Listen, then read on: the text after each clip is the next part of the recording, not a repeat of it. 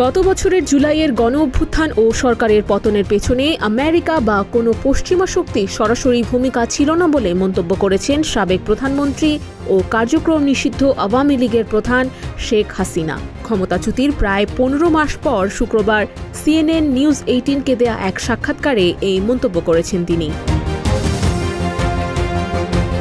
এর আগে হাসিনা এবং তার মন্ত্রী ও দলীয় নেতাকর্মীদের যুক্তরাষ্ট্রকেই এই ঘটনার জন্য দোষারোপ করতে দেখা গেছে। তবে সেই ধারণার বিপক্ষে একেবারে ভিন্ন মন্তব্য করে হাসিনা বলেন, যুক্তরাষ্ট্রের সঙ্গে বাংলাদেশের দীর্ঘদিনের ভালো ও স্থিতিশীল সম্পর্ক রয়েছে।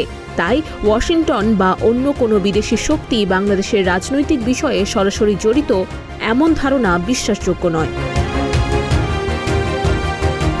তবে হাসিনা উল্লেখ করেন, বাংলাদেশের সাবেক প্রধান অর্থনীতিবিদ ডক্টর মোহাম্মদ ইউনূস পশ্চিমা বিশ্বের প্রভাবশালী ব্যক্তিদের সঙ্গে সুসম্পর্ক তৈরি করেছেন, যা অনেকেই ভুলভাবে গণতান্ত্রিক যোগ্যতা হিসেবে দেখেছেন। হাসিনা আরও বলেন, যুক্তরাষ্ট্রের প্রাক্তন প্রেসিডেন্ট ডোনাল্ড ট্রাম্পের সঙ্গে তার সম্পর্ক ভালো ছিল।